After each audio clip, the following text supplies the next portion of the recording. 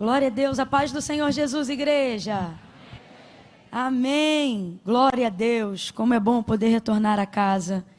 Deus abençoe a vida de cada um dos irmãos. Estou feliz de estar aqui nessa noite. Quero render graças ao Senhor por essa oportunidade. Você também quer agradecer a Jesus? Diga graças a Deus. Graças a Deus. Deus abençoe sua vida, sua casa, todos os irmãos que estão acompanhando com a gente agora online.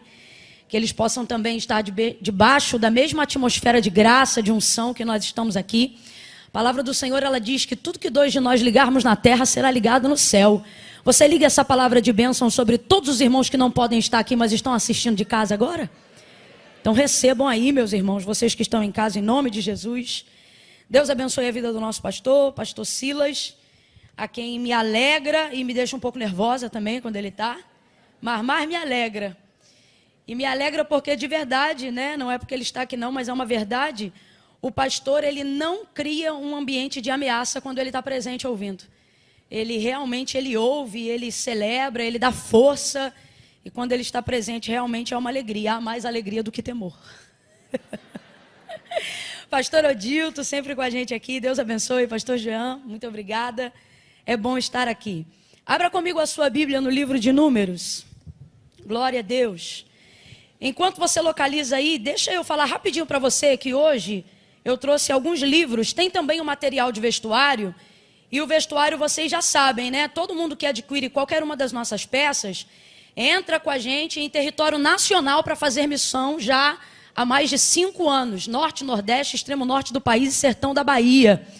Todas as vezes que você adquire qualquer uma dessas roupas, você entra comigo. E tudo que vocês adquirirem hoje está indo comigo na parte do vestuário para Belém do Pará. Então hoje quem adquirir uma roupa nossa, como um vestido de leão desse aqui, por exemplo, que a irmã tá usando, fica de pé, irmã, que a irmã vai ser minha modelo aqui agora. Vambora, menina!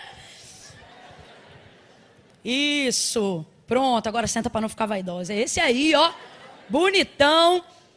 Se você desejar, tem uma parte desse material lá. E tudo que vocês adquirirem hoje, entra com a gente no projeto Campos Brancos, missionária Kellen Gaspar, tá bom?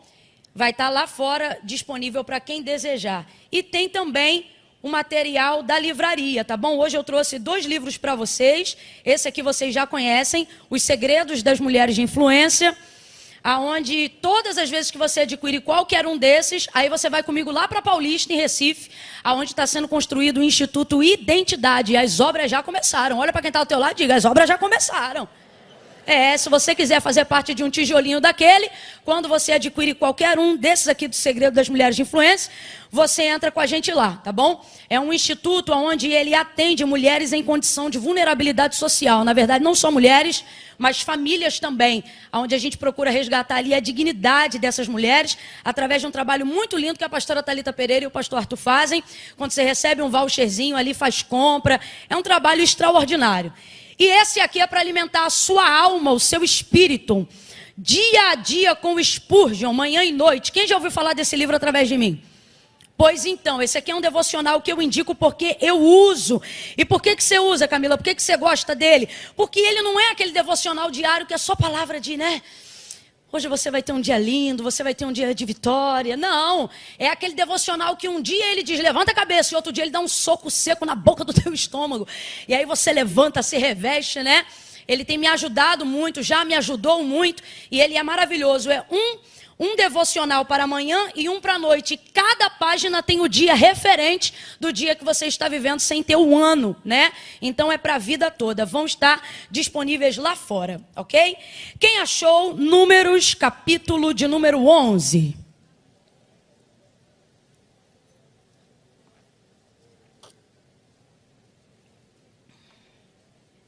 Glória a Deus.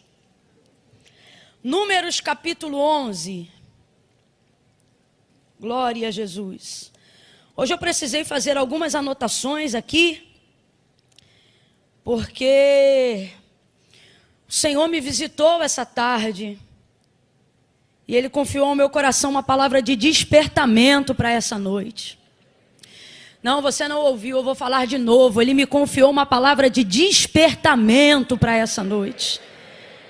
Você tem que glorificar, porque todas as vezes que o Senhor quer trazer a você, ou coloca diante de você uma palavra de despertamento, é porque Ele quer promover livramento para você. Livramento para a sua vida. Glória a Deus. Levante a sua mão aí e diga: obrigado pelo livramento, meu Deus. Tem livramento de Deus para a tua vida essa semana. Deus te trouxe hoje aqui porque Ele está programando a hora do seu livramento. Por isso Ele se antecipou, te dando uma palavra de despertamento. E Ele me confiou algumas coisas aqui. Eu tive que fazer como o João: escreve, que é para você não esquecer, pois eu estou pela primeira vez diante da revelação desse texto. Números capítulo 11, verso 1 em diante, e quando eu alternar aqui o versículo, eu falo para você, tá bom? Quem achou Números 11, verso 1 em diante? Maravilha, diz assim: ora, o povo queixou-se da sua sorte, queixou-se aos ouvidos do Senhor. Ouvindo o Senhor, a sua ira se acendeu, e o fogo do Senhor ardeu entre eles, consumindo as extremidades do acampamento. Quando o povo clamou a Moisés, ele orou ao Senhor, e o fogo se apagou, pelo que chamou aquele lugar Taberá, porque o fogo da ira do Senhor se acendeu entre eles. Aquele bando que estava no meio deles, em outras versões vai estar: o populacho que estava no meio deles veio a ter grande desejo de outro alimento. E os filhos de Israel também, em outras versões vai dizer, e os filhos de Israel tornaram a chorar, dizendo: quem nos dará carne a comer? Lembramos-nos dos peixes que comíamos de graça no Egito, e dos pepinos e dos melões, dos alhos silvestres, das cebolas e dos alhos. Mas agora estamos definhando. Em outras versões vai dizer assim: mas agora a nossa alma está seca, e coisa nenhuma vemos, senão este maná.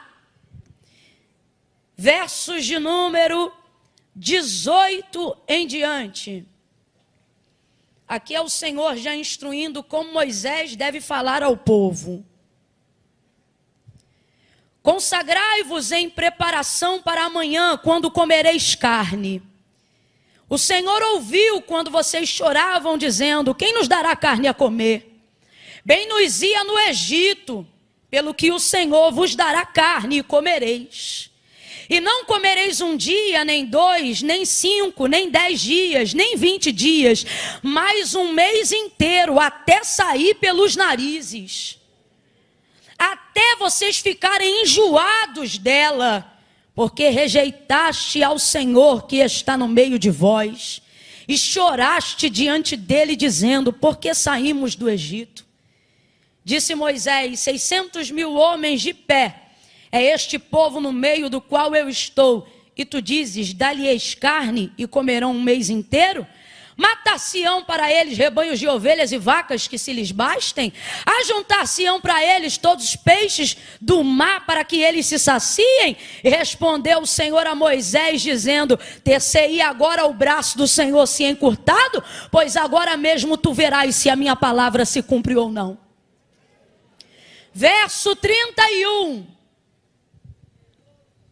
Então soprou um vento mandado pelo Senhor, o qual trouxe cordonizes do lado do mar, e as espalhou numa extensão de quase 1 dia de marcha, de um lado e do outro do acampamento, e ao seu redor, cerca de 2 côvados sobre a terra. Então o povo se levantou todo aquele dia. Por favor, somente agora, repita após mim: todo aquele dia, toda aquela noite e todo o dia seguinte.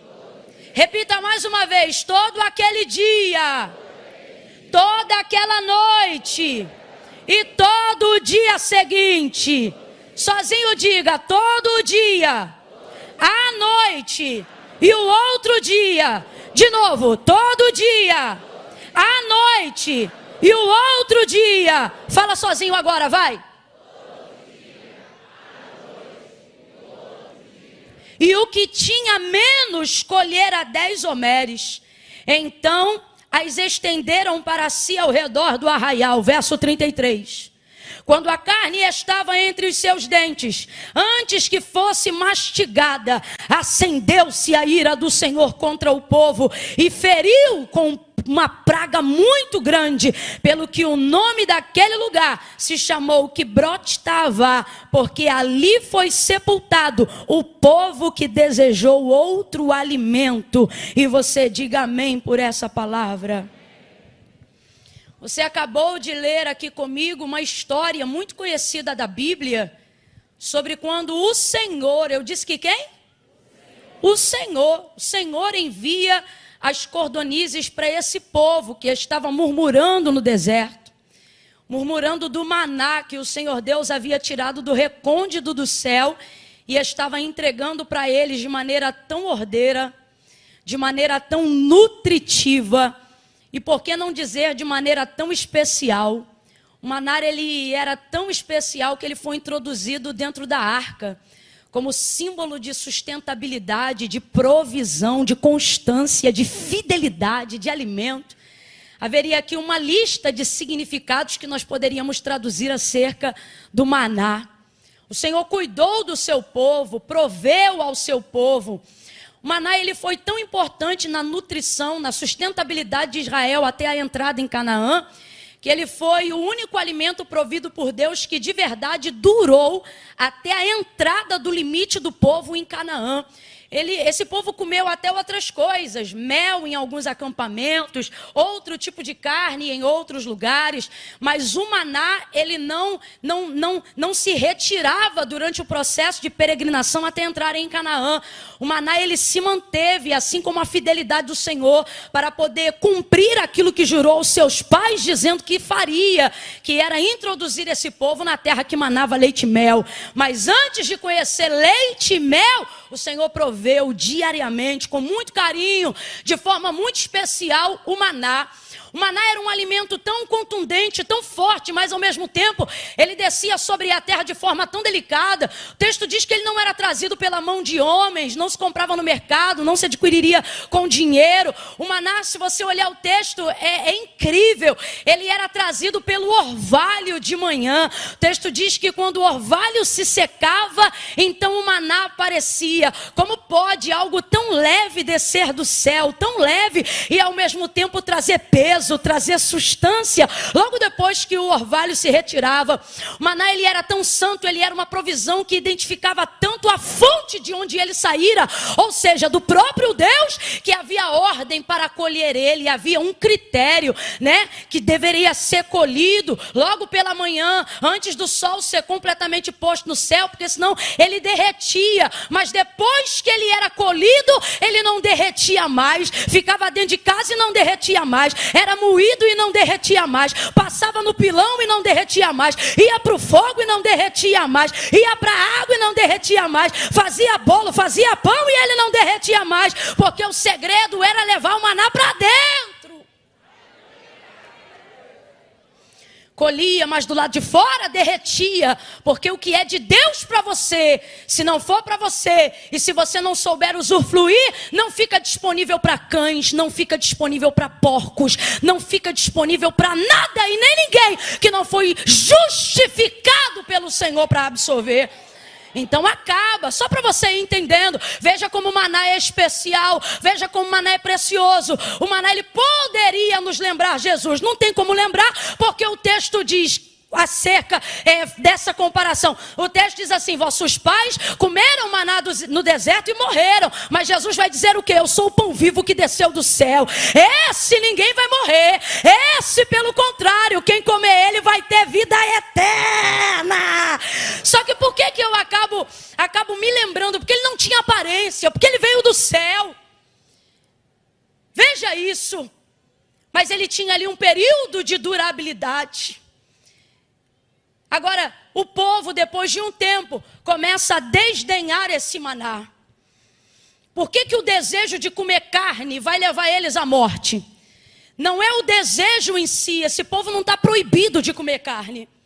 Mas é o que motivou o desejo. E o que motivou o desejo? Duas coisas nós vamos falar sobre elas agora. Mas uma delas é muito perigosa e eu preciso falar urgentemente. O que, Camila? O desdém do maná. Você tem que colocar na sua cabeça que você não precisa desfazer-se daquilo que Deus já fez. Você tem que colocar na sua cabeça que para realizar os seus sonhos, seus projetos, as aspirações do seu coração, eu não sei o que foi, se foi um misticismo religioso, se foi uma forma não coordenada de passar qual é a manifestação do reino de Deus para a terra, que acabou criando na cabeça de pessoas o conceito de que se elas tiverem o que é de Deus e fizerem o que é de Deus, todo o restante ligado à sua vida pessoal será destruído, será devastado. E isso na verdade não é uma verdade, é um sofisma do diabo para que você nunca deseje as coisas de Deus. Porque ele quer colocar na tua cabeça que a partir do momento que você desejar as coisas de Deus, você vai estar totalmente arrebentado, sem jamais poder se realizar na vida pessoal, na vida emocional, na vida afetiva. Mas isso é mentira, porque Jesus disse: eu vim para que tenhais vida e a tenhais em abundância. Irmão, se Deus tivesse a vaidade de para saciar o homem, só ter ele na vida do homem, ele jamais teria criado Eva. Era ele próprio e Adão naquele jardim, sem ninguém, sem intervenção de ninguém. E às vezes você fica pensando, do que tem falta uma pessoa que fala face a face com Deus? Do que tem falta uma pessoa que dialoga com Deus? Não tem falta de nada. Só que Deus, quando criou o homem, Deus sabe o que fez. Ele disse, fez semelhante, ele não é igual. Deus sabia que havia coisas em Adão que ele não daria. E não é porque ele não queria, é porque não convinha. Não convinha, é coisa de Deus, não é coisa de homem. E coisa que é de homem não é coisa de Deus. Por isso fez Eva. Então entenda, o problema aqui foi a motivação. Porque eles acharam que para ter uma coisa deveriam desdenhar a outra. Agora veja, onde está o nascedor da motivação? Falamos de desejo, falamos de motivação. E agora vamos para o nascedouro. Aonde nasceu a motivação? No meio do bando. Olha para o teu irmão e diga assim, cuidado com esse bando. Você leu aqui.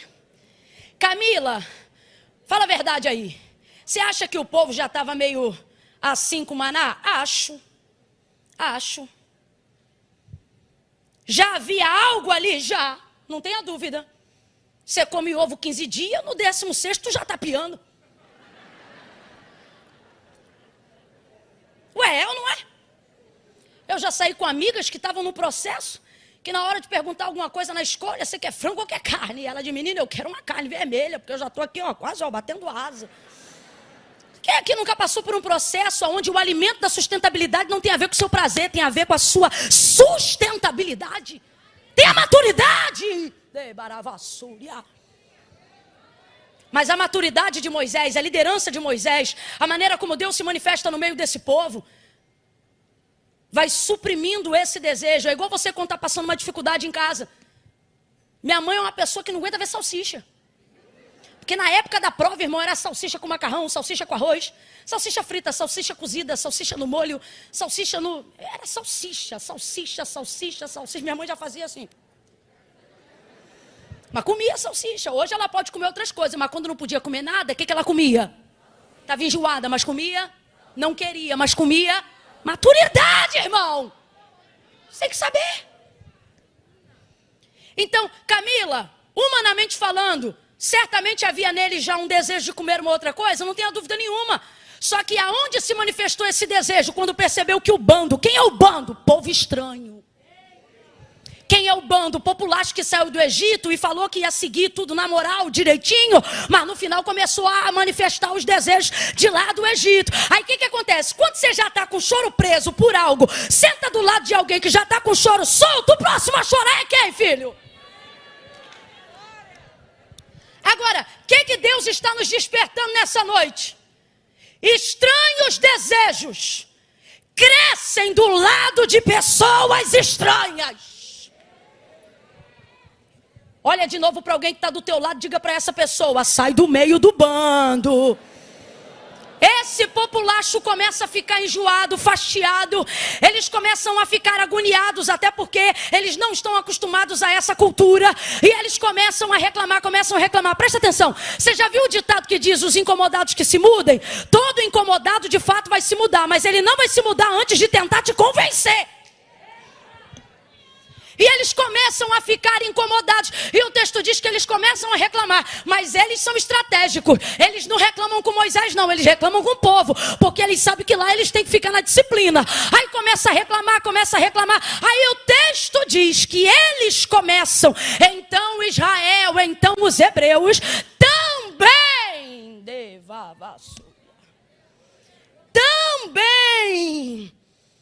começam a ficar dessa forma.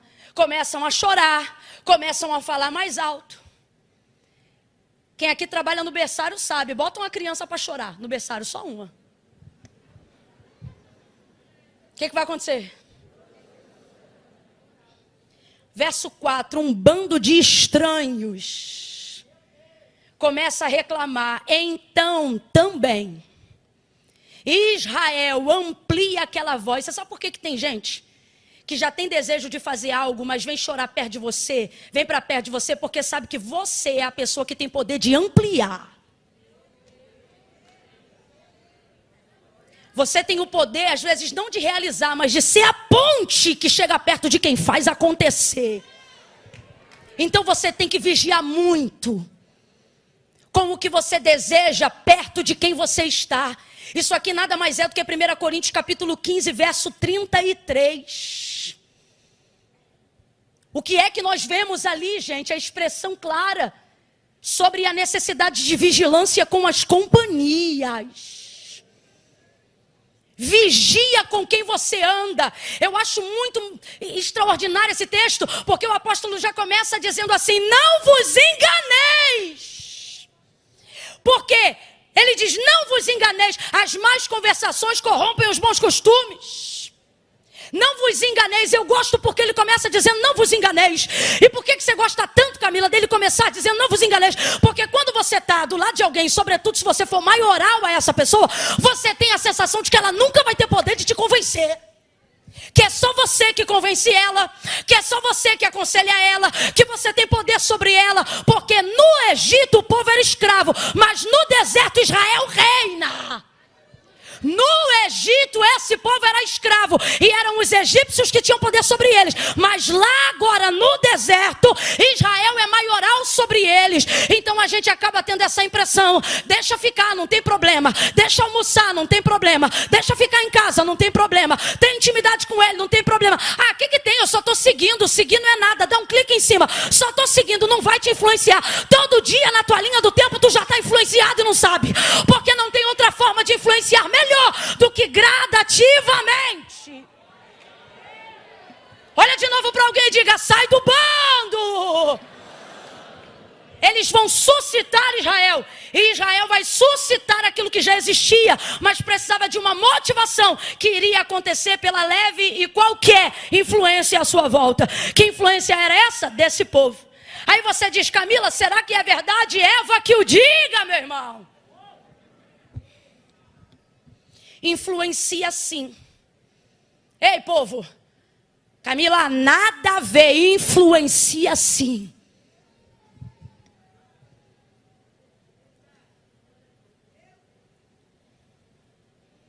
Não foi assim que Deus disse? A serpente começou. Um animal, um bicho. Ai, Camila, tinha poder de fala, mas ainda assim era um animal inferior. Mas influenciou Eva.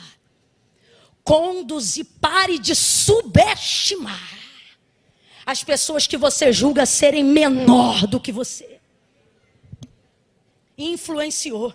É triste o que eu vou dizer, mas é impossível não citar 2 Samuel capítulo 13, versos 2 e 3. Amnon, filho de Davi, irmão de Tamar. O texto diz que ele já desejava a sua irmã, de forma que ele estava triste, cabisbaixo, já não comia junto à mesa do rei. Aí o seu primo, infeliz, com uma ideia do inferno, vai chegar para ele e vai dizer: por que você está triste? Aí ele diz assim: porque eu desejo minha irmã. Estou resumindo a história.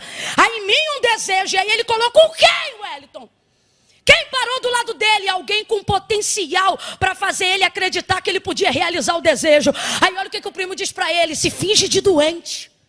Fique em casa deitado e fala que você só quer comer pela mão de Tamar, sua irmã. Manda ela cozinhar no teu quarto e fala que você só quer comer da boca, só quer comer da mão dela. Aí ele faz isso, cria toda a estratégia, coloca os servos para fora e na hora que Tamar vai alimentá-lo, ele agarra ela à força, estupro, incesto. Violenta ela, não se responsabiliza, depois joga ela fora como se fosse nada, e ela diz: pior ainda, tu fizeste agora, me lançando para fora, e foi a última vez que ela usou roupa colorida, porque as filhas virgens do rei tinham poder de usar roupas coloridas, nunca mais Tamar usou cores, cinza sobre a cabeça, vestes rasgadas, porque alguém que já tinha um desejo parou de um lado de alguém que disse para ele que ele podia realizar. E quem te disse que todo desejo você pode realizar? Não é a Bíblia, não é o teu Deus, porque o que o Senhor diz é que nós precisamos refrear o nosso desejo. Deixa eu te falar, desejo nenhum é vontade do Espírito. Todo desejo nasce da alma, e a alma te engana, a alma é mentirosa, não cai na tua alma porque ela é egoísta, sentimentalista, vitimista. Deixa o teu espírito governar. Por isso Davi dizia: porque te abates minha alma, olha isso, porque te perturbas dentro de mim. Sabe o que ele está dizendo? Para de me quietar, você não vai ter o controle da minha vida não, quem tem o controle da minha vida é Deus. Oh meu Deus do céu, você tem que tomar cuidado, porque as companhias têm poder de realizar desejos. E eu não estou falando só de desejos nefastos não, mas também de desejos bons. Os valentes de Davi, por exemplo, o texto diz que estando em batalha contra os filisteus, num campo completamente armado, Davi cansado vai dizer: ah, quem me dera. Ele vai esboçar um desejo de sua alma. Ele vai dizer assim: ah, quem me dera beber um pouco da água que está na cisterna ou no poço de Belém. Ah, quem me dera, quem me dera. Aí os seus valentes, tinha alguns, mas 3, quando ouviram isso, falaram: vamos realizar esse desejo. Saíram de lá, ultrapassaram 3 infantarias, 3 áreas de batalhão, irmão, 3 áreas, 3 homens contra 3 batalhões inteiros armados. Passou, encheu o balde, voltou e deu para Davi: tá aqui, ó, a água que você queria beber. Davi não teve coragem, porque um homem de sucesso não atende todos os desejos da alma. Um homem que foi chamado para reinar nunca deixa a alma governar. Uma mulher que foi chamada para crescer, um homem que foi chamado para prosperar, nunca é refém de seus desejos. Eu não sei para quem, mas Deus está dizendo aqui: refreia os teus desejos. Davi vai derramar aquela água que ele queria tanto diante deles, e eu acho isso extraordinário. Para mim é uma das maiores provas que ele estava apto para ser rei de todas as tribos em todo Israel. Sabe por quê? Tudo aquilo que você deseja e não controla te domina. Ei, eu estou sentindo um temor de Deus tão grande aqui, tão grande. Meu Deus do céu. Ah, não fica sem graça não. Sacode o ombro de alguém aí e diga: é noite de livramento. Deus está preparando o livramento. Você não será dominado pelo seu desejo. Aí o que acontece? Eles desdenham do maná, verso 6. O problema não é o que eles queriam ter. O problema foi falar mal do que eles tinham por causa do que eles queriam ter. Que mania que a gente tem desgraçada de achar que o que legitima a gente e o próximo passo é chutar o degrau anterior. Olha isso. Eles disseram assim: nossa alma está definhando. Sabe o que eles estão dizendo? Que Deus não está dando conta de sustentar eles. É aqui que está a ofensa a Deus. Não está dando conta de sustentar a gente, a nossa alma está definhando. Isso aqui eles estão reclamando.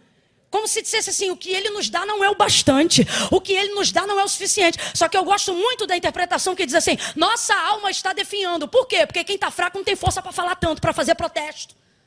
Então o corpo está sendo alimentado, só que a alma não está sendo saciada. Nunca duvide da provisão de Deus só porque ele ainda não atendeu o desejo da tua alma. Nunca desdenhe do que Deus tem feito por você até aqui, só porque o carrão que você queria ainda não está na garagem, só porque a roupa da marca que você queria usar você ainda não pode, só porque tua conta corrente ainda não tem o que queria, só porque você ainda não entra naquela salinha especial do aeroporto. Para de bobeira, Deus está dizendo, nem sempre eu realizo o desejo da tua alma, mas desde o dia que você nasceu, fôlego de vida, sustentabilidade, direção, condição, manutenção, eu tenho te dado. Nunca pense que desdenhar do que você tem vai te legitimar a guerrear com Deus o que você deseja.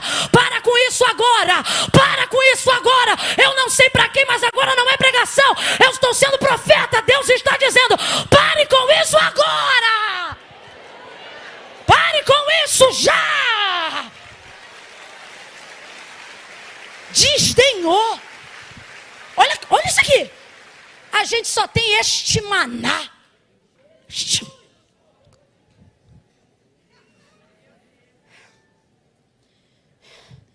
Eu me lembro da minha mãe botar salsicha no prato e eu dizia, salsicha de novo, mãe. Ela dizia, agradece. Agradece que ainda tem salsicha. Quando o Ibama apreendia pescado, fora da época, a igreja parava o caminhão na porta. Porque tem que doar, né? A gente ia cair sacola de mercado, irmão, e enchia o freezer. De cima a baixo.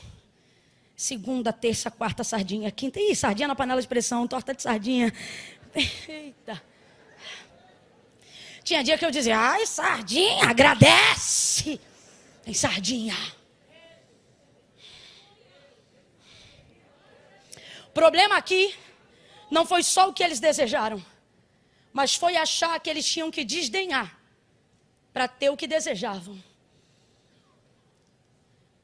Eu estava meditando e o Senhor falou para mim, é igualzinho a parábola do filho pródigo. Eu disse, o que tem a ver? E quando eu li o texto, eu me atentei para algo que eu já li outras vezes, mas ainda não tinha me atentado. Olha o que o texto diz. Que na parábola que Jesus conta, havia um pai que tinha 2 filhos. Quantos filhos? Aí um deles, a saber o mais novo, teve desejo de conhecer o mundo. Então ele disse, reparte, dá para mim o que é meu. Rapaz, é muito abuso você pedir para quem está vivo o que deveria receber só depois de morto. Isso é desdenhar demais, mas ele fez. E aí quando ele fez, olha o que o pai fez. O pai repartiu a fazenda, as terras, e pegou um montante e distribuiu. Mas não só para o que pediu, o texto diz que ele repartiu e entregou para os 2. Só que um recebeu e ficou. Mas o outro pegou e fez o quê? Foi-se embora. A gente já conhece a história. Vai desejar comer até o que os porcos comiam, por causa da dignidade que tinha na casa do pai, e ele não conhece na rua. Perdeu todo o dinheiro, gastou tudo que tinha, teve que voltar. Quando ele vai voltando pelo caminho, pensando, se meu pai me deu um emprego, já tá bom. Oh, meu Deus do céu, o pai abraça ele, beija ele, coloca anel no dedo, manda queimar lá o cordeiro, faz uma festa. Você conhece, ele diz que estava morto, reviveu, que estava perdido, se achou. Esse aqui é o meu filho. Aí olha o que Deus falou. Veja, o comportamento desses filhos foi entregue para os 2, mas só um achou que tinha que largar tudo para trás. O outro está como? Ele vai ficar indignado, você conhece a parábola, mas no final o outro filho tem tudo e mais um pouco. Tanto que a indagação do pai é essa, minhas coisas são tuas. Você não foi embora por quê? Porque foi fiel, não reclame das suas virtudes, mas ele não está reclamando das virtudes. Vamos para a nossa vida agora? Nosso problema é ver o outro tendo coragem de fazer o que a gente deseja, mas não faz. Sabe por que você segue quem não presta na internet? Sabe por que você gosta de ver roupa estranha, cabelo estranho, linguajar estranho, piada estranha? Sabe por que você fica assim, ó, rodando, dizendo, não combina com o teu clã, não combina com a tua promessa, não combina com a palavra, mas você se amarra. Eu sei, porque quando aparece lá na minha linha do tempo, eu vejo, porque agora o algoritmo do Instagram oferece gente que não está na tua bolha.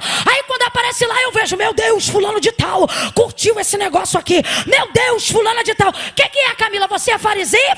Tá de farisaísmo? Não tô não, só que me impressiona ver gente do bando arrastar o povo. Aí eu digo, Deus, o que está levando essa pessoa a fazer isso? Ele dizia, porque ela tem desejo, ela queria usar essa roupa.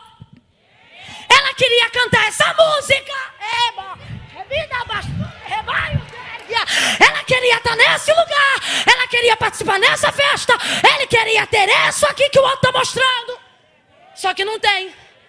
Mas eu não vim aqui para expor nem você nem a mim, não. E sabe por que não tem? Porque você refreia o desejo. Só que se eu fosse você, eu parava que tá feio. Porque se eu vi, mais gente está vendo. Só que aonde fica a revolta? Ver que o outro está realizando o desejo e está tendo sucesso no mundo. Está tendo sucesso na conta corrente. Está tendo sucesso em tudo que não presta. E você pensa, eu aqui cheio de desejo. E o Senhor está dizendo, cuidado. Muito cuidado. Porque escute o que eu vou lhe dizer agora. Tem coisas que quando Deus te der, se você insistir, não é porque Ele te ama, é porque Ele já abriu mão de você. Agora a pergunta que não quer calar é: tu amas mais a Deus ou teu sonho? Amas mais a Deus ou o que tu tem desejado nesse mundo? Porque aonde estiver o seu coração, ali também estará sua eternidade, seu tesouro, sua sentença. O texto diz que veio e eles pegaram com a mão, porque cordonize não voa alto. O texto diz que 2 côvados. Um côvado é 45 centímetros, 2 côvados dá 90, nem 1 metro. Então, tipo isso aqui, ó. Deus mandou um vento, olha isso. Primeiro ele mandou um fogo para a sua ira. Depois no vento ele traz as cordonizes. Aí ele manda um vento. No vento que ele manda, traz elas à altura de 1 metro. Irmão, eles não pegam nem assim, ó. Porque tem coisa que Deus manda, mas não vem do alto. Eles pegam na mão, assim. Eles não pegam, entenda, eles não pegam assim. Cordonize não voa. Ela é do aviário das galinhas. Ela não voa aqui. Quando ela voa. E ela só está se mantendo em voo porque o vento é o Senhor que vem servindo. É tão lindo porque o maná vem daqui. Mas o que eles querem comer vem daqui, ó. Daqui, ó. Da horizontal.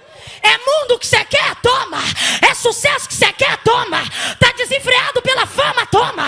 Se perder seguidor, perde a vida? Então toma. Tá ficando doido com status, prestígio, dinheiro? Então toma. Tá aqui, ó. Mas só não esquece. Tá vindo na horizontal. Tá vindo na horizontal. E que é da terra, a terra cobra. O que é da terra, a terra cobra. Tá aqui, ó. Eles pegam na mão e eles pegam igual uns bichos. Estou usando aqui uma linguagem, uma expressão popular. Por que isso? Porque o texto diz, quando fala de 10 homérios, cada um 3, alguma coisa de litros, converte para quilo, 3 quilos e mais um cadinho. Converte para 10. Eles estão pegando cada um quase 40 quilos de carne. Cada um quase 40 quilos de carne. O que tu faz com 40 quilos de carne se tu não tem geladeira? É o desespero de não ter mais. Começam a catar. Aí olha o que o texto diz. Eles não vão dormir. Eles vão catar um dia inteiro. Na noite, irmão, o sol se pôs. Até o sol foi dormir. E eles estão lá. Catando. E vai passando e eles estão catando. O dia amanheceu. E estão catando. Porque o Senhor disse que deu marcha para aquelas cordonizes, o vento soprou, foi aquele período todo mesmo. E eles começaram a catar. Espalharam pelo arraial. Começaram a fazer. Quando Deus viu a forma como eles cataram, Deus matou. Feriu um bocado de praga. Aí você diz assim, Camila, isso estava no plano? Não estava. Se você ler o texto antes, você vai ver que Deus queria que a cordonize fosse disciplinatória. Tipo assim, eu vou deixar vocês comer até enjoar e desejar maná. Só que quando Deus viu o nível de desejo. Cabe a palavra luxúria aqui ou não? Obtenção desenfreada pelo prazer carnal.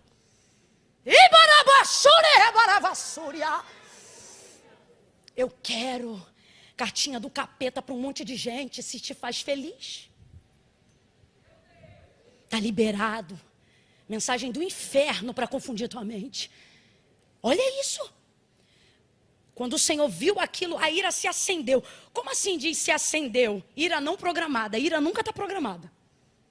Ira não está programada. Pastor Silas, ira está programada? Está nada. Quando vê, já está. É ira. Ira santa tem também. Já vi eu, isso aí que foi respaldou o pastor. Quando eu via ele, logo no início, há mais de 5 anos atrás, eu dizia, rapaz, esse homem... E aí, daqui a pouco, eu li um texto em Neemias, onde diz assim, e o Senhor os tomou com ira. Tipo assim, para eles terem coragem de fazer o que tinha que fazer. Eu falei, então é Deus que usa esse homem. Tendo a ira. Não, só para a gente entender.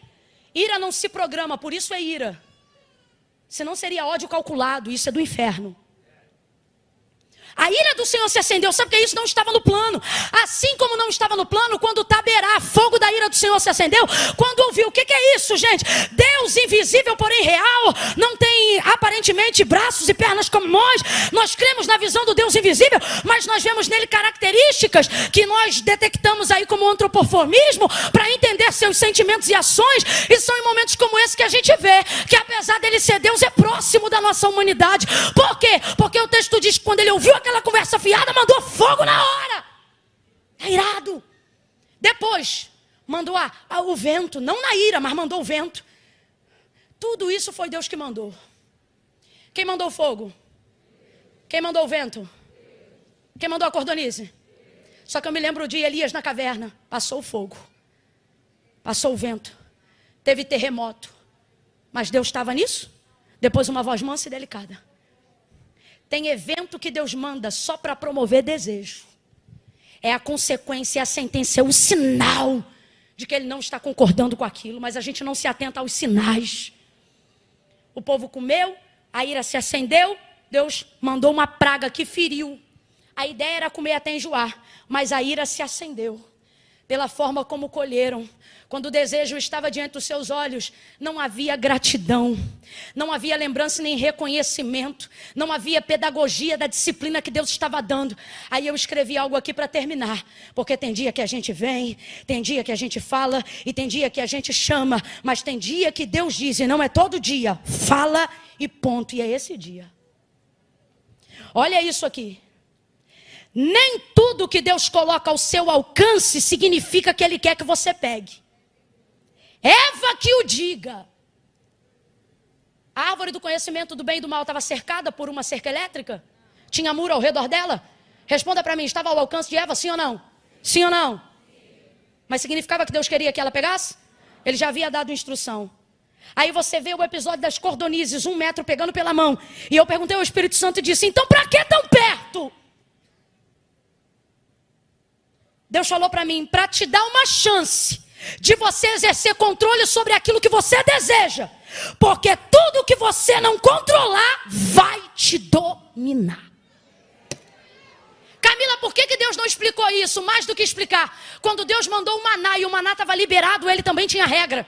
Deus não só explica, Deus te coloca na prática para ver se você aprende quando o nível for maior, quando a carne for mais pesada. Então, se nem na prática você é capaz de executar, não é uma palavra que vai transformar isso. Pedagogia, olhe para quem está do teu lado agora e diga, não é. Porque você tem acesso, que significa que é seu. O que Paulo disse? Tudo me é, mas nem tudo me... Deus te abençoe em nome de Jesus. Pastor Silas.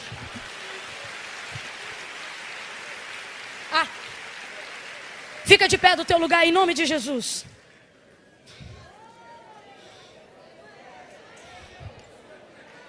Glória a Deus. Glória a Deus. Só fica de pé, ninguém se mova do seu lugar agora. Tenha temor. Tenha temor. Tenha temor. Irmão, se alguém quiser discordar, eu aceito, eu entendo. Mas para mim, Camila, lendo o texto ponto a ponto, o que eu entendo é que se aquela cordonize fosse catada em consagração, em honra, eles estavam comendo até o mês inteiro, como Deus outrora havia dito. Mas a forma como foram dominados pelo desejo que tinham, não poderiam dar continuidade àquilo. Deus feriu. Deus está dizendo para algumas pessoas hoje aqui exatamente desse jeito. Eu não sou contrário a todos os seus desejos, mas eu vou passar em revista a motivação deles e depois a forma como você vai consumi-los. Porque tudo é sobre Ele. Eu estou com meu coração tomado do temor e do tremor do Senhor aqui nessa noite. Eu vou contar de 1 a 3. No 3.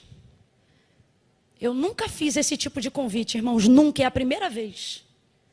No 3. Vai vir quem não quer ser ferido por continuar desdenhando do chamado do Senhor.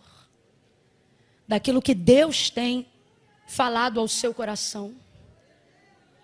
Tem 2 tipos de pessoas aqui. O primeiro tipo deve ficar exatamente na cadeira onde está. Qual é esse tipo? É crente, é santo, está no arraial, conhece o Senhor, mas estava indignado por causa dos desejos, vendo ser realizados em outros, e você refreando e pensava que estava mal. E o Senhor está dizendo, não, isso aí é o que você tem que fazer mesmo.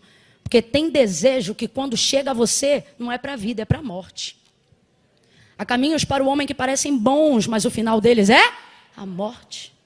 Agora, o segundo tipo de pessoas, e essa sim, quando eu disser 3, se você estiver na galeria, você desce. E se você estiver aqui na nave do templo, você vem para frente. Você vai ficar aqui na frente do altar. Camila, vou falar alguma coisa? Vai botar o microfone na minha boca? Nada. Eu vou entender sua confissão pública de fé. E seu arrependimento por estar distante do Senhor e da sua vontade, quando você parar aqui na frente.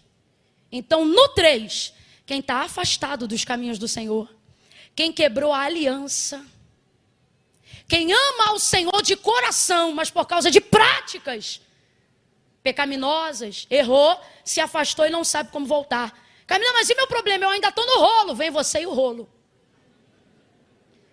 Camila, mas e meu bagulho? Vem você, o bagulho. Se o fornecedor estiver aí, pergunta se ele quer vir também. Camila, eu não tenho problema nenhum, nem rolo, nem bagulho, eu não tenho nada. Só está faltando a decisão, então sua oportunidade é hoje. Agora eu quero te dar um conselho bíblico. Bíblico. Se ouvirdes a voz do Senhor teu Deus hoje, não endureçais. Se não foi Camila, mas à medida que eu pregava, você ouvia e o Espírito Santo dizia, sou eu falando contigo, sou eu querendo te dar livramento, sou eu te dando mais uma chance. Se você é essa pessoa, ninguém vai te pegar pelo braço, ninguém vai te constranger a nada, mas se você sabe que é você, e não quer perecer, não quer ser ferido, você vai tirar o pé do chão, irmão, e vai vir aqui, ó, parar no altar de Deus. E vai confessar Jesus como seu Senhor. Eu vou entender isso quando você vier aqui, no 3, ok?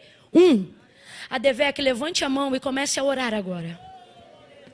Quem não quer orar, não ore, mas quem levantou a mão, não finge que está orando. Começa a orar. Começa a orar. Senhor, aonde houver alguém aqui que precisa hoje ser livre, que precisa hoje submeter-se à tua vontade, não aos próprios desejos. Comece a orar por essas pessoas agora. Eu conto 2. Se você estiver na galeria, irmão, não fica não ora, gente. Vamos aplaudir no final. Agora só ora. Se tiver alguém na galeria e diz assim, Camila, eu estou aqui, mas eu estou meio longe. Longe é o céu sem Cristo. Sai da onde você estiver, pega essa escada e vem aqui para o altar de Deus agora. Você pode estar nessa ponta aí, você desce por ali, você desce, vem para cá agora. 2,5, Camila, eu entendi, o Senhor falou comigo.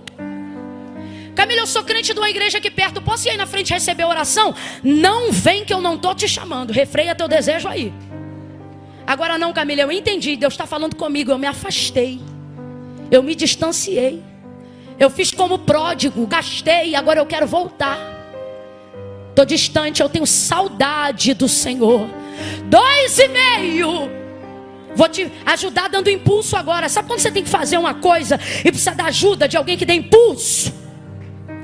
É 1, descola o pé do chão. É 2, bora, pega impulso. 3, vem. Vem agora. Vem agora em nome de Jesus. Venha submeter os seus desejos à vontade de Deus. Venha receber livramento, não só aqui desta vida, mas da morte eterna. Venha agora. A igreja continue orando em nome de Jesus. Continue orando em nome de Jesus. Em nome de Jesus. Em nome de Jesus. Em nome de Jesus. Em nome de Jesus. Em nome de Jesus. Aleluia, aleluia. Oh, glória a Jesus, aleluia. A paz do Senhor Jesus, igreja. Amém, aleluia. Podeis assentar. Faça isso glorificando a Deus nessa noite.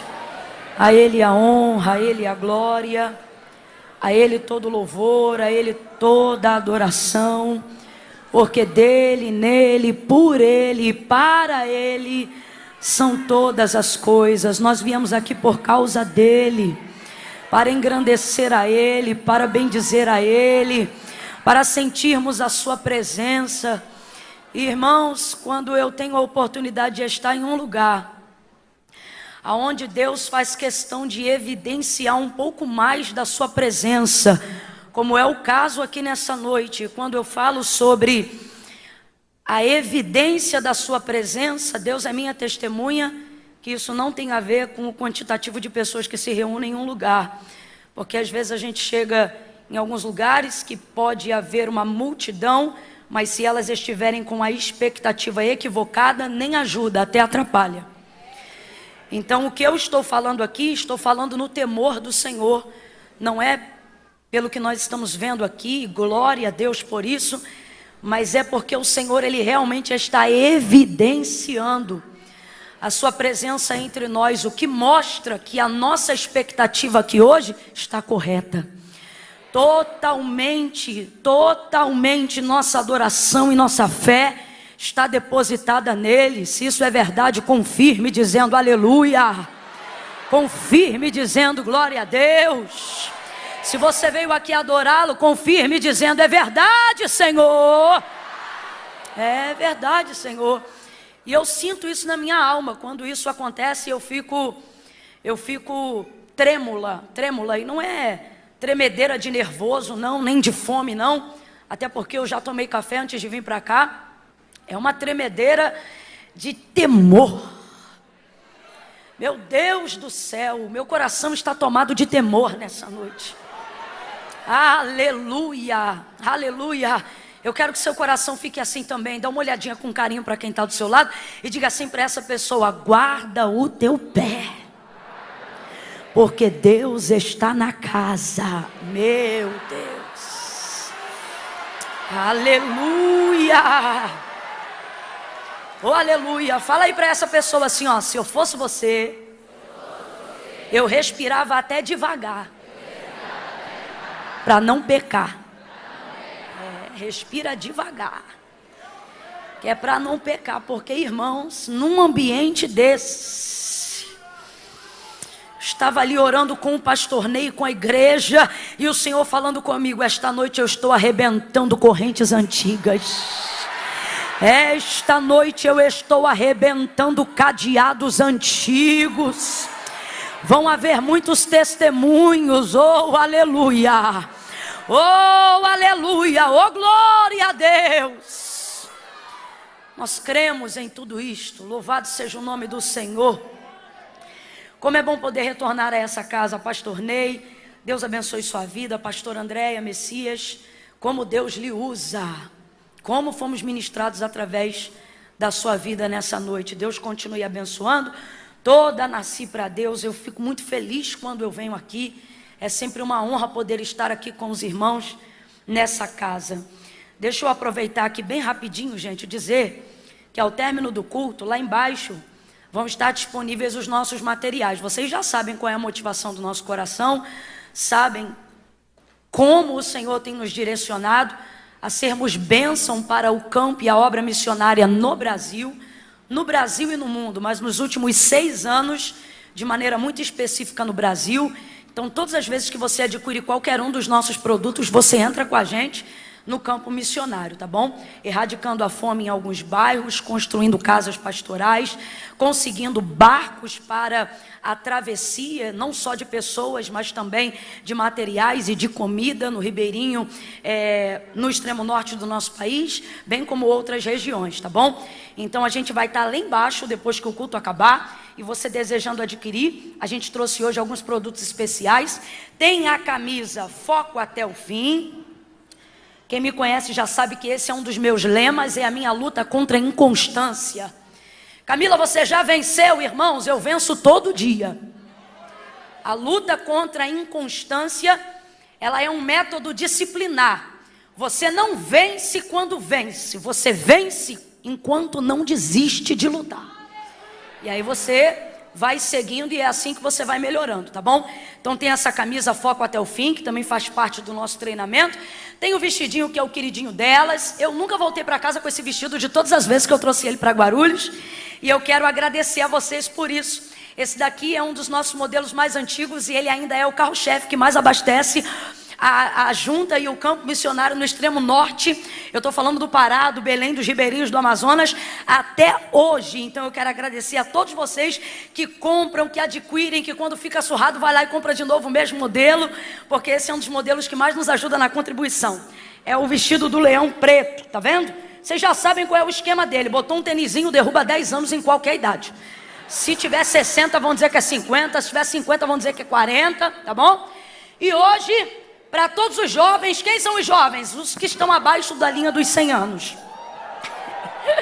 Tá tudo na sua cabeça. Eu trouxe essa jardineira, muito legal, muito bacana, um jeans muito bem lavado, super confortável.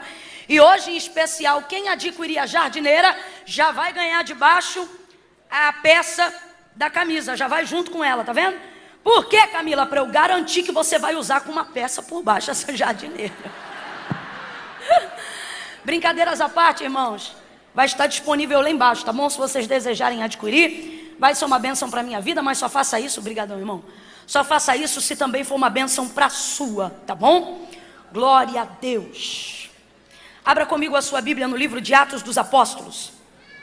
Mãe, sabe o que eu estava pensando? Que a gente podia usar lá embaixo, porque a gente está com muito material, aquela mesa lá perto do ping-pong, só para eu ter a justificativa de quando acabar, a gente poder bater um ping-pong ali. Irmãos, eu estou chocada que tem uma mesa de ping-pong aqui, eu nunca joguei. Você já jogou ping-pong? Você tem que ter essa experiência, você não está entendendo. Irmão, é bom demais. Eu tenho percebido algumas igrejas que estão fazendo isso. E eu sei que algumas pessoas não gostam, mas outras conseguem compreender como isso tem alcançado e tem dado qualidade de tempo para a gente poder não só sair sem pressa, mas também chegar sem pressa, né? Muitas igrejas têm utilizado esse espaço para abençoar a vida dos nossos jovens. E eu quero louvar a Deus por isso. Pastor Ney, gostei tanto que se der hoje eu vou jogar um ping-pong lá embaixo também. Irmãos, sem mais delongas, vamos ao texto sagrado. Atos dos Apóstolos, capítulo de número 9. Quem achou, diga amém. Amém. Glória a Deus. Nós vamos ler os versículos 3, 4, 5, 6 e vamos pular para o 10 e fazer a leitura aí em diante, tá bom? Atos capítulo 9, versículos 3, 4, 5, 6 e vamos pular para o 10. Quem entendeu, diga amém. Amém.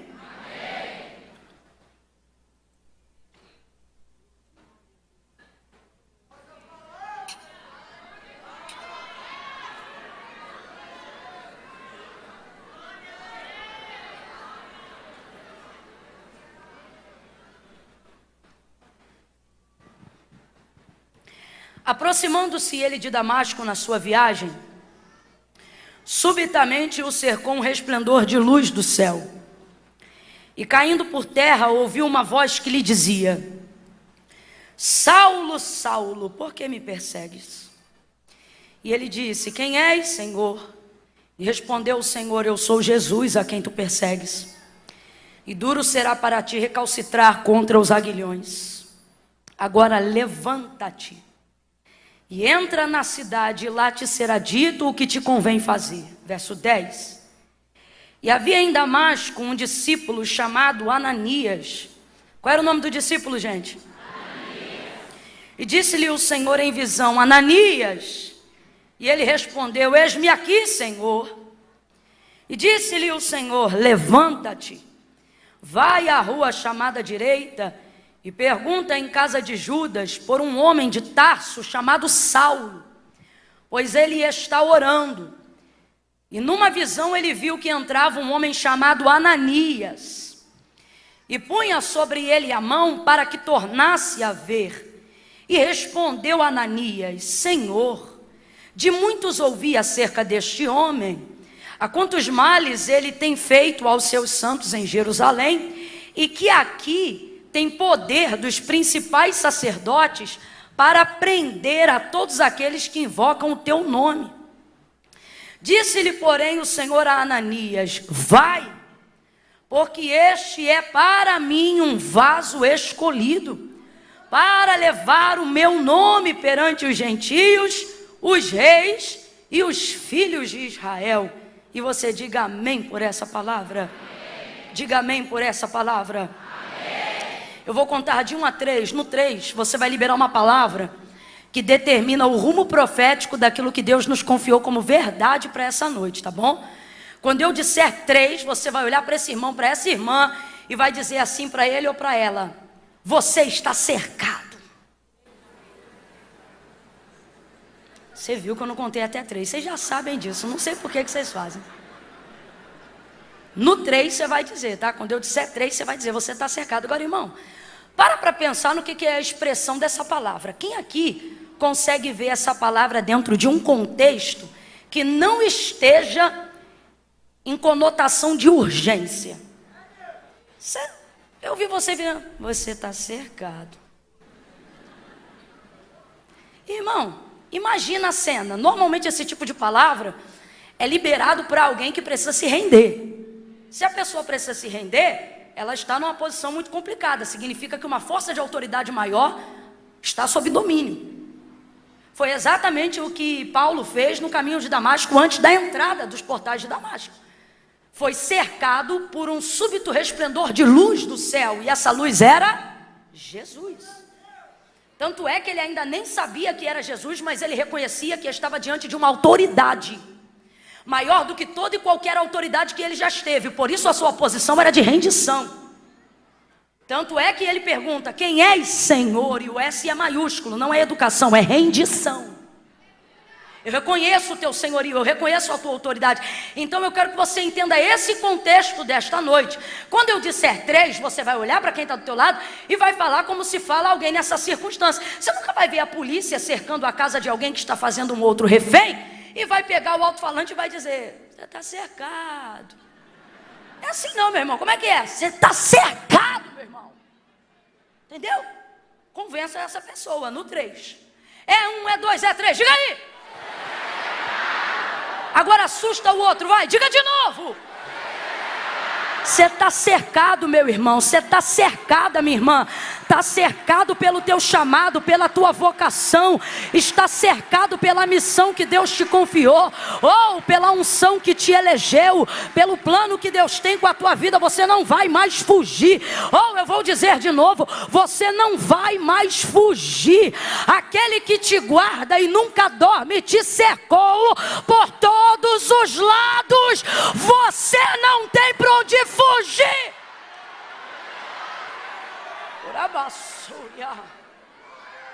Aleluia! Está cercado, irmão. E quem tem juízo se rende. A palavra no grego aqui utilizada para falar sobre a conversão de Saulo no caminho de Damasco é a mesma palavra no grego utilizada pela atitude de Maria, aquela irmã de Marta e Lázaro. Quando Jesus entra na casa de Marta, Maria era uma mulher, e mulheres não têm a oportunidade de ouvir a palavra dos mestres. Só que como Jesus entrou na casa de Lázaro, Marta e Maria, e começou a ministrar, era uma oportunidade raríssima que ela tinha, que em outro momento da sua vida, ela poderia ouvir as palavras do Senhor tão de perto, assim como nós estamos aqui nessa noite.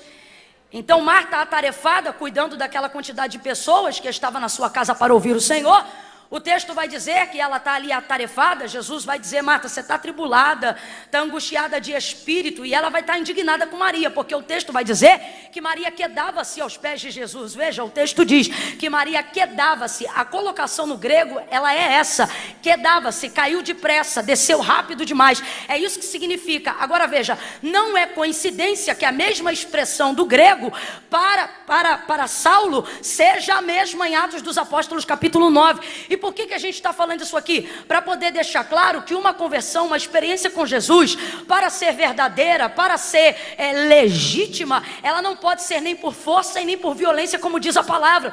E às vezes, por a gente ler no texto, na maioria das traduções, que por ter sido cercado pelo esplendor de luz do céu, que era Jesus, ele caiu com o rosto em terra, alguém pensa que isso foi um tombo, mas isso não foi um tombo, isso não foi uma queda não programada. Tanto é que mesmo utilizando a palavra caiu, olha o que o texto diz: caiu com o seu rosto em terra.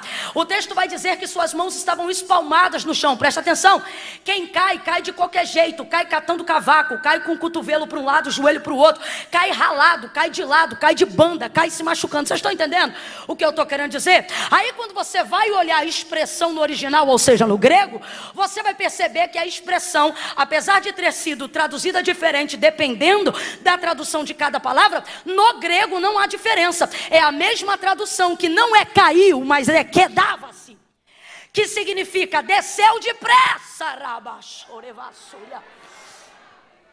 Por que Maria fez isso? Porque ela entendeu que ela estava diante de uma oportunidade única.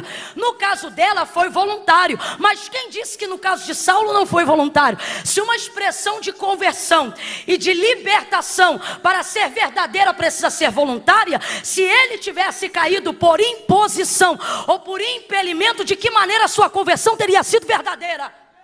Se é a própria palavra que admite que não é por força nem por violência, mas é o Espírito que convence o homem do pecado, da justiça e do juízo de Deus.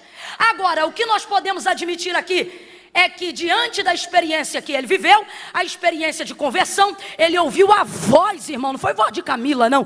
Ele ouviu a voz de Jesus na primeira pessoa, sem intermediário profético.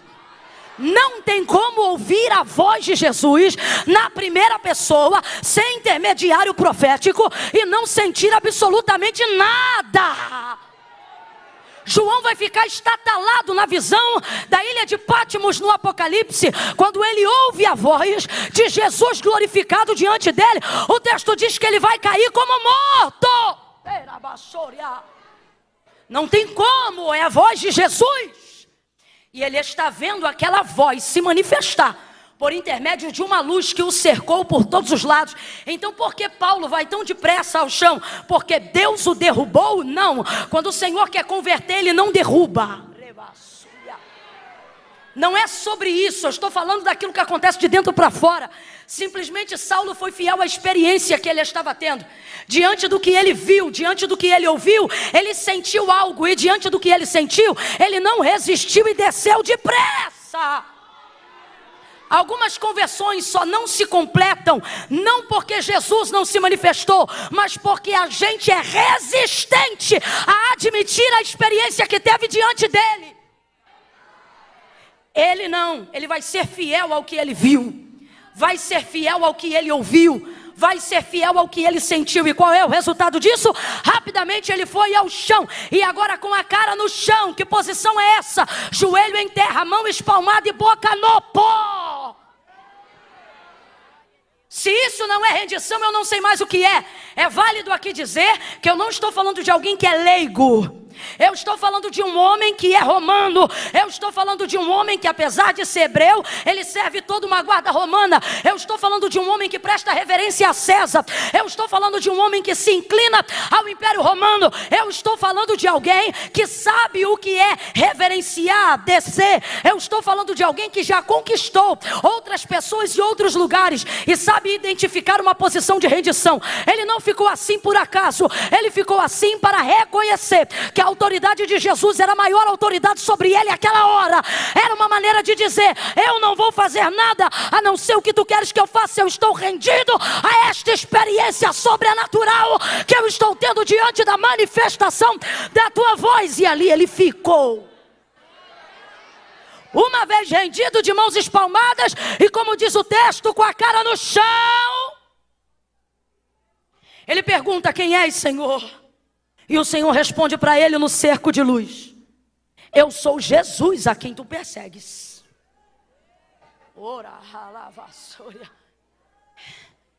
Eu sou Jesus a quem tu persegues.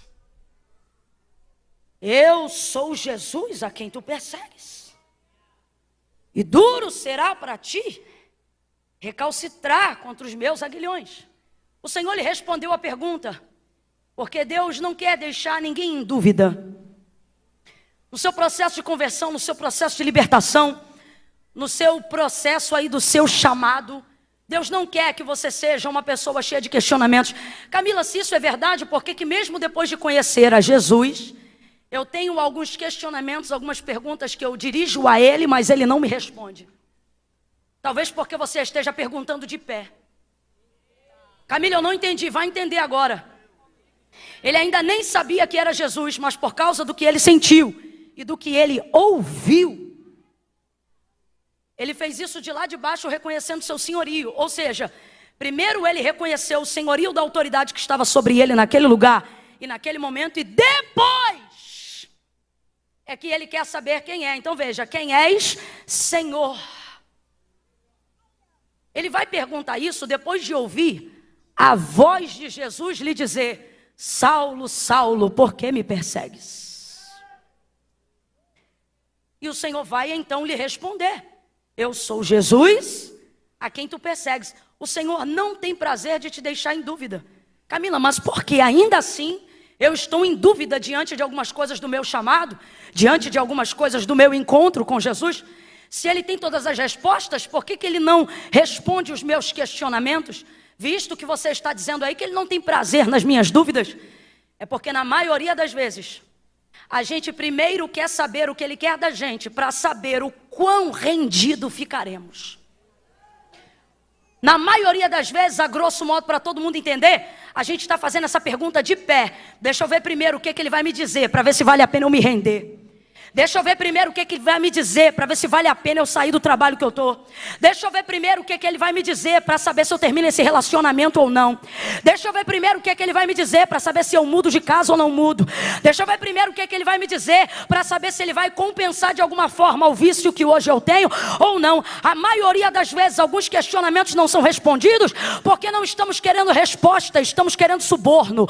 Não estamos querendo resposta, estamos querendo barganha. A gente quer saber primeiro o que a gente vai ganhar, o que Ele veio fazer, o que primeiro Ele tem a oferecer, para saber até que ponto vale a pena a gente descer. Mas Deus nos trouxe hoje aqui, debaixo de uma atmosfera profética, e eu posso dizer que sinto isso até os meus ossos, porque minhas carnes estão tremendo debaixo do temor do Senhor. Então desfrute dessa unção, que está jogando por terra cadeados antigos e coisas que te prendem de viver uma rendição completa diante de Jesus. Levanta a mão direita para pegar deste poder, bota a esquerda na mesma altura, vai meu filho. No 3, abre os braços em volta dessa pessoa, segura. No 3 você vai impor as mãos sobre ela e vai dizer para ela: renda-se primeiro e pergunte depois. É 1, é 2, é 3, impõe a mão nele, vai. Impõe a... Cadê meu tecladista e meu baterista? Cadê? Impõe a mão nele ou nela e diga: renda-se, renda-se. Desce primeiro e pergunta depois. Desce primeiro e pergunta depois. Reconhece quem Ele é primeiro, que Ele te responde depois. Te humilha primeiro, que Ele fala contigo depois. Empurra alguém de leve para frente. Vai, não acabou não. Empurra alguém de leve para frente e diga: primeiro desce, primeiro desce, primeiro desce. Humilhai-vos debaixo da potente mão do Senhor, para que ao seu tempo Ele vos exalte. Você está perguntando de muito de cima.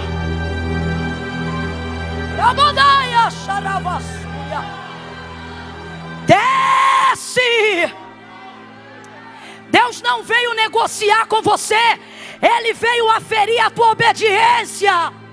Vou falar de novo. Deus não veio negociar com a gente, Ele veio aferir a nossa obediência.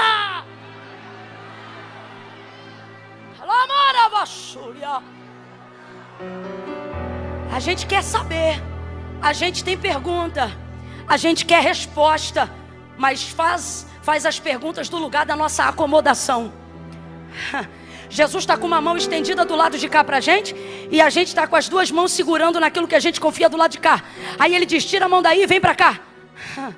Aí você diz: não, primeiro me diz, o que vai ter aí para eu saber se posso soltar aqui? Vocês estão entendendo o que eu estou querendo dizer? Isso é manter-se de pé diante do senhorio de Cristo. É não ter entendido qual foi a voz que se manifestou no teu caminho.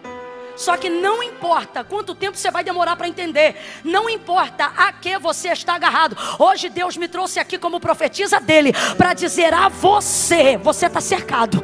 Não importa em que você se agarrou. Não importa qual é a tua desculpa justificativa ou a tua pergunta que eu ainda não respondi. É você que decide quanto tempo isso vai demorar. Se você vai usar da tua força e da tua energia para fugir do chamado que eu te confiei, ou se tu vai ficar preso entre aonde está e aonde quer chegar por não obedecer ao meu chamado no meio desse caminho. Você está entendendo que ele nem entrou em Damasco e também não está mais em Jerusalém? E tem gente com ministério aqui assim nessa noite. Tem gente com a vida aqui assim nessa noite. Você já não está onde esteve, mas também não chegou aonde quer chegar. Você sabe aonde quer chegar, mas por que não chegou? Porque Jesus parou no meio do teu caminho para poder te mostrar que você não vai passar pela porta do destino do teu futuro sem primeiro reconhecer que a autoridade é dele, que o governo é dele, que a graça é dele e que ele não quer a sua metade, ele te quer inteiro. Completa para mim, por favor, Nasci. Ele não te quer por metade, ele te quer. Ele não te quer metade, ele te quer. Abre essa boca, ele não quer metade, ele te quer. Então assim diz o Senhor: ou você se rende, ou você vai ficar no meio do caminho, porque tu não volta para onde veio, mas também não entra aonde você quer entrar. Desce que eu falo contigo, desce que eu te mostro a porta, desce que eu completo a obra. Embora, baixo,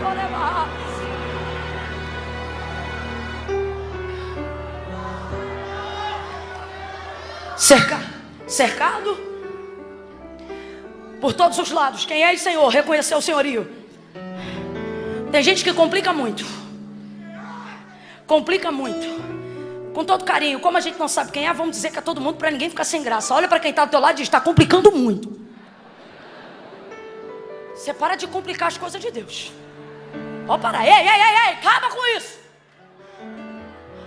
Não, porque depois que eu terminar o seminário, não, porque depois que eu frequentar essa igreja 1 ano, não, depois que eu conhecer o pastor direito, que eu ainda não conheço. Meu irmão, não é o pastor que está diante de você, não. Pastor só reconhece quem Deus chama. Quem chama é Deus. Não, depois que eu ver como é que são essas irmãs, eu vejo se eu participo da confraternização. Não, deixa eu primeiro olhar os jovens. Deixa eu primeiro entrar no Instagram de todos eles.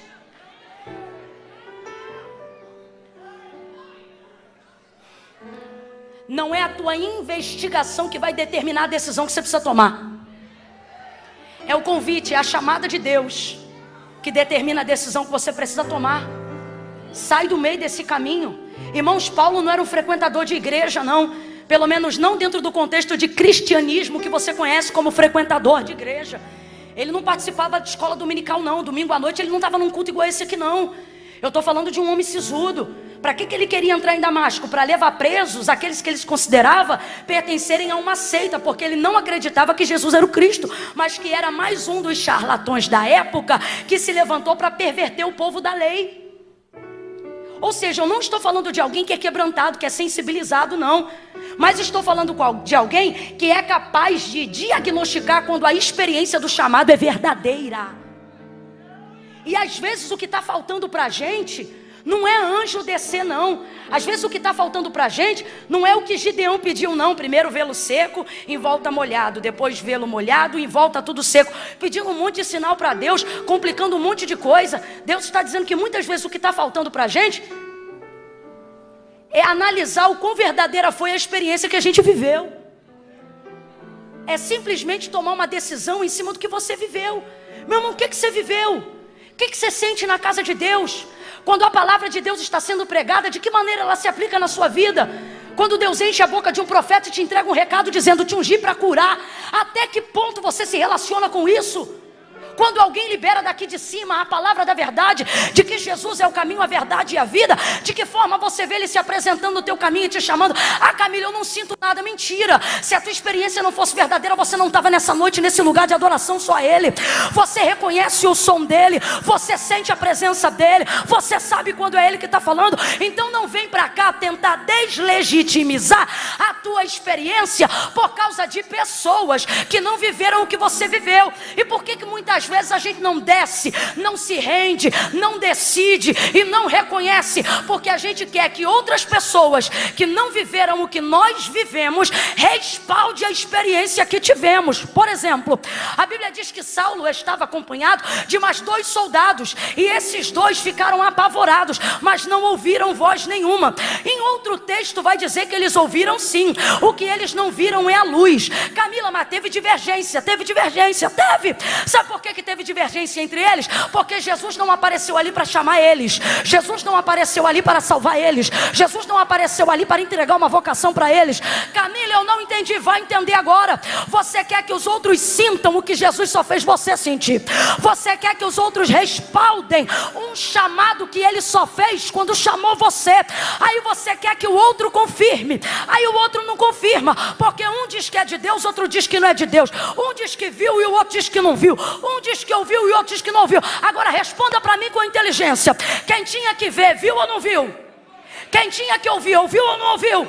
Então Deus está dizendo: por que você quer buscar lá fora o respaldo que eu estou te dando aqui dentro?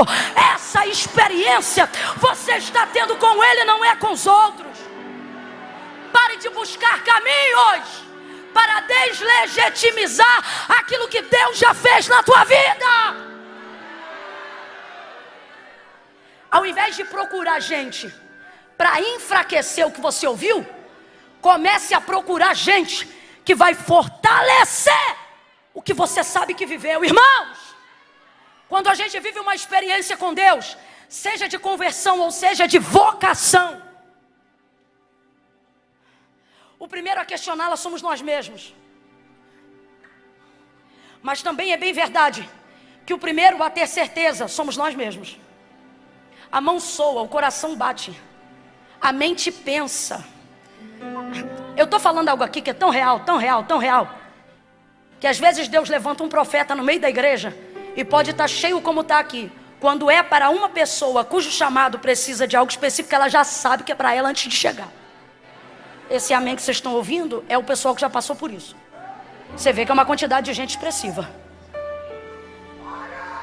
Mas a gente fica querendo enfraquecer no processo. Só que Deus não vai permitir isso acontecer com Saulo. Deus não vai permitir isso acontecer com Saulo, e eu vou te dizer por quê. Não é porque ele é melhor do que nenhum de nós, pelo contrário, ele mesmo dizia sobre si: dos pecadores eu sou o pior, o mais miserável dentre todos eles. Era o que ele dizia. Agora, olha que coisa linda. Quando o Senhor chama ele, chama pelo nome. Completa para mim, por favor. Quando o Senhor chama ele, chama pelo... Seu nome de maior conhecimento não era Saulo. Seu nome de maior conhecimento era Paulo. Porque Paulo é a variação do seu nome para o romano. Saulo é a variação do seu nome para o hebraico.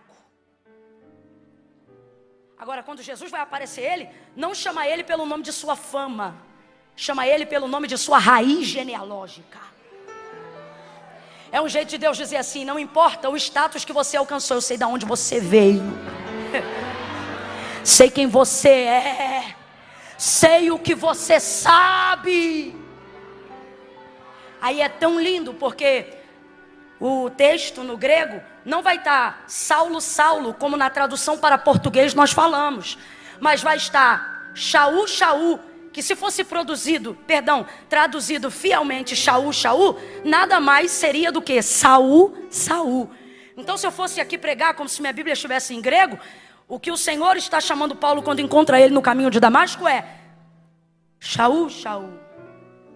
Ou para nós no português, Saul, Saul. Agora, qual é o significado do seu nome no hebraico? O que significa Saul? Você lembra do primeiro rei de Israel? Como ele se chamava? E por causa deste nome, Saul, ficou muito claro porque Deus escolheu Saul para ser o primeiro rei. O significado do seu nome nada mais é em razão de ter sido o primeiro rei de Israel. Você lembra como o Senhor o elegeu para ser rei?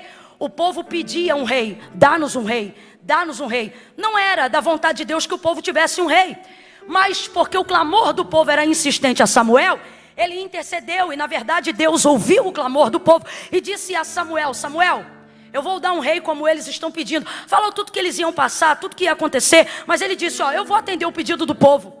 Então veja, o povo clamou e Deus atendeu. Quando Samuel foi fazer a intermediação da escolha de Saul para ser o rei do povo, sabe como ele foi clamar?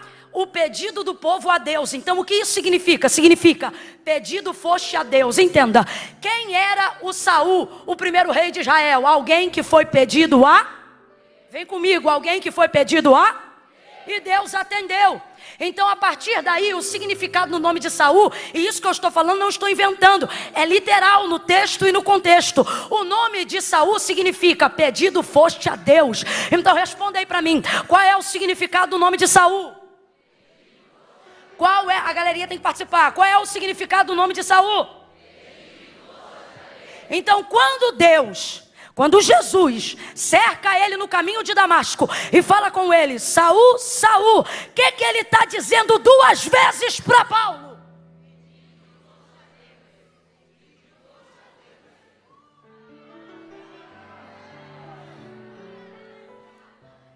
É por isso que ele está cercado.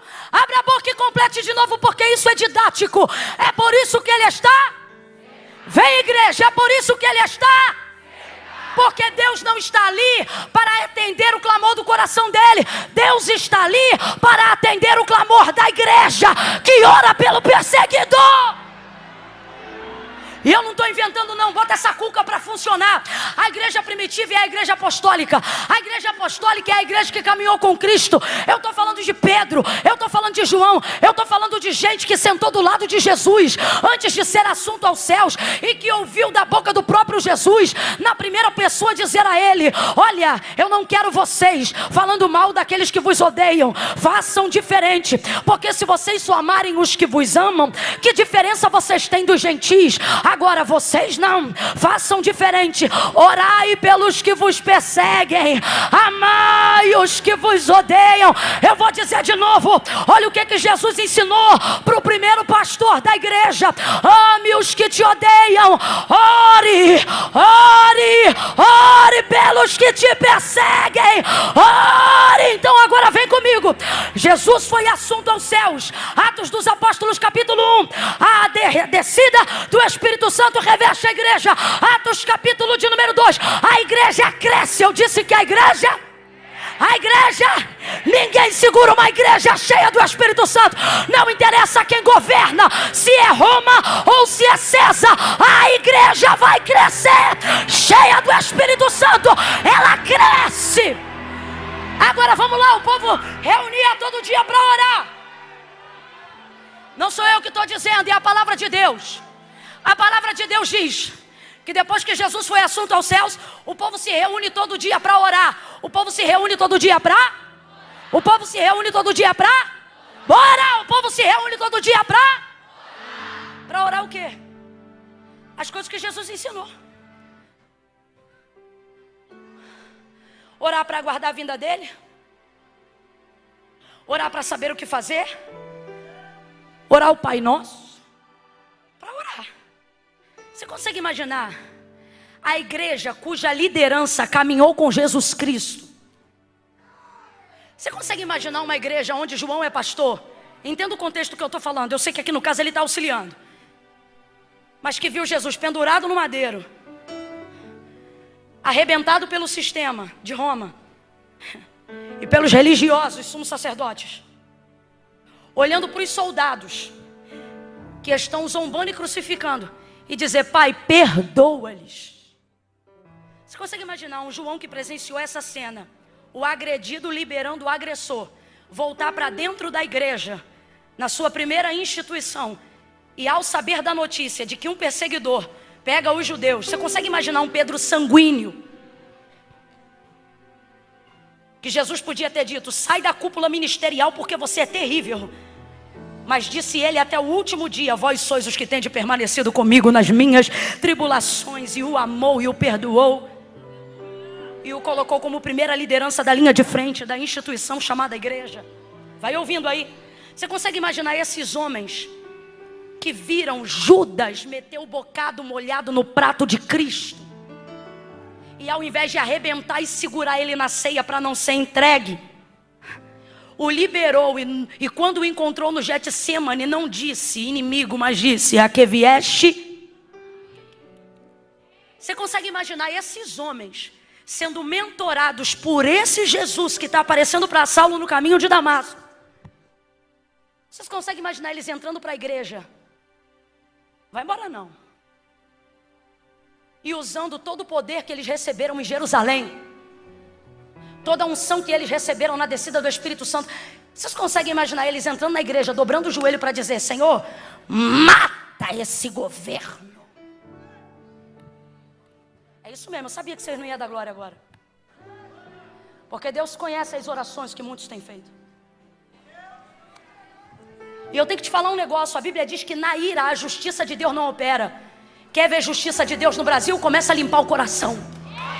Começa a purificar as mãos. Começa a parar de ter pensamento de ímpio, desejando a morte dos outros.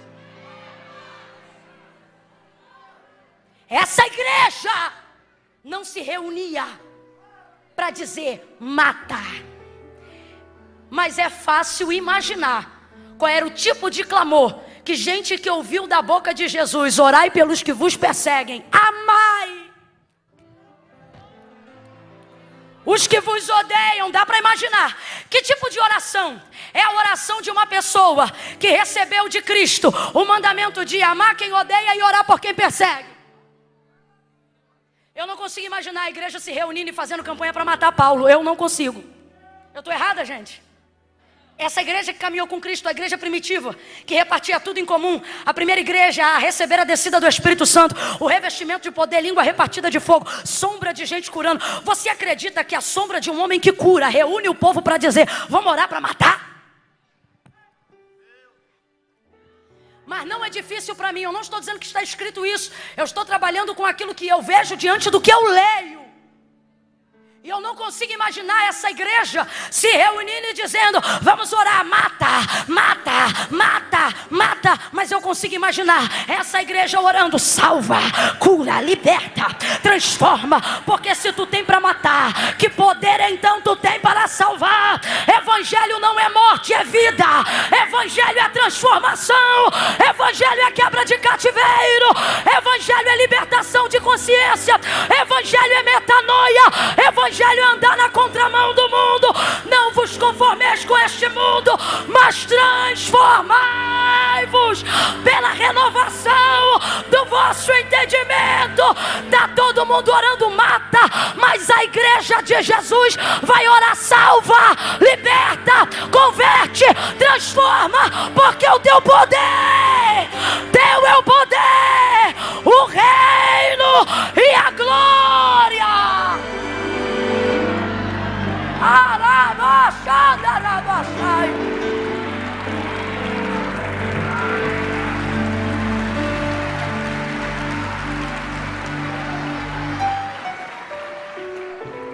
Aí agora, não por coincidência, chega Jesus para Saulo, para Paulo, e diz: Saul, Saul, Shaul, Shaul, Saulo, Saulo. O que ele está dizendo?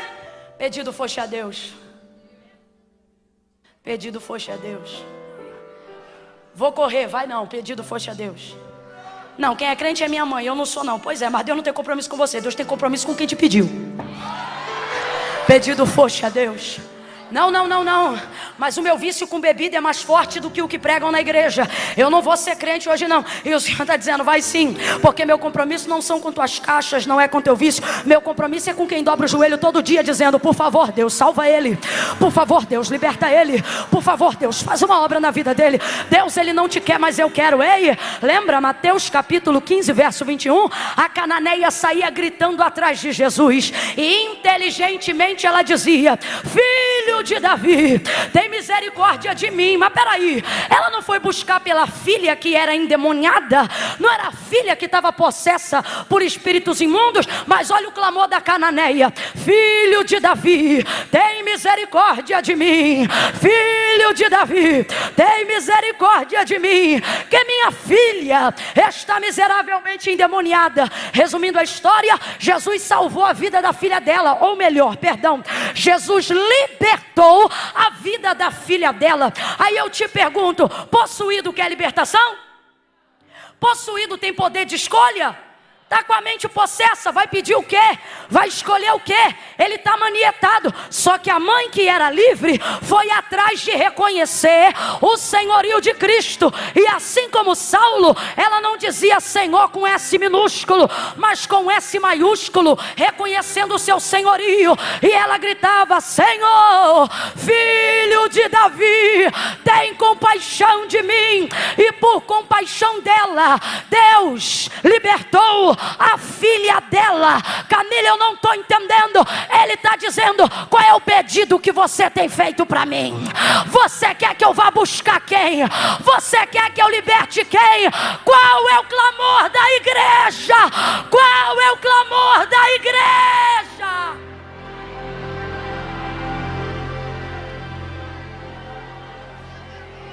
Se a igreja clamar o que Cristo ensinou, o que Deus não atenderá? Se a igreja clamar o que Jesus ensinou, que súplica nossa Deus não responderá? Mas a pergunta que não quer calar é: a igreja está clamando o que Cristo pediria? Ou o que o vosso coração carnal deseja?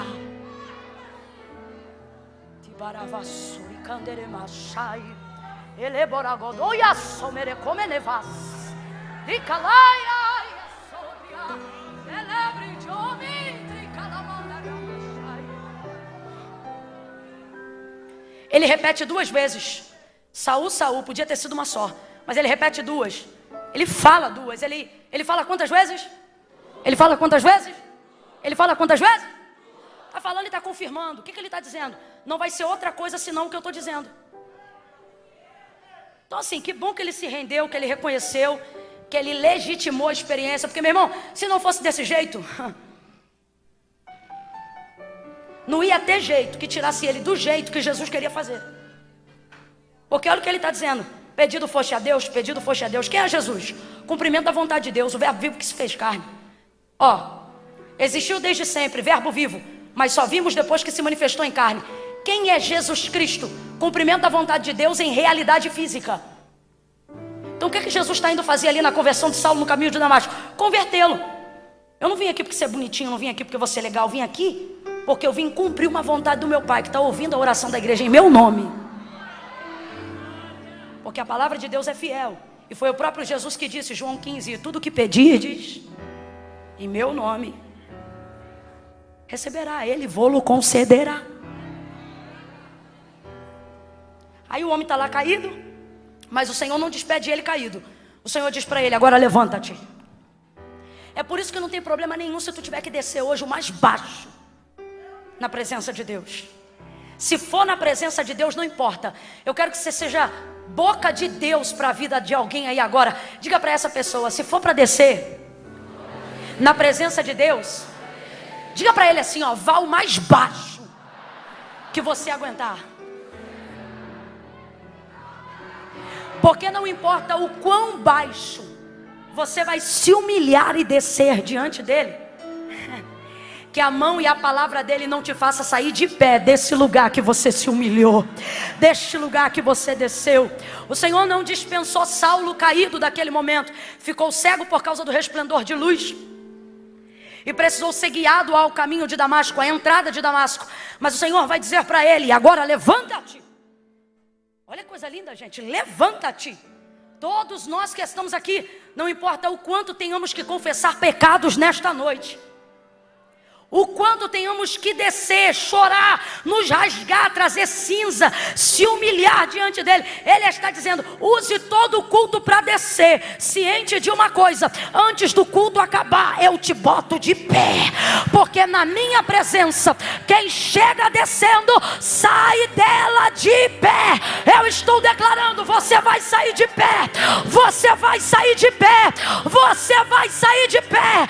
Dá uma catucada em quem está ao teu lado, e no âmbito profético, diga para essa pessoa: vai sair de pé, vai sair de pé, você vai sair de cabeça erguida.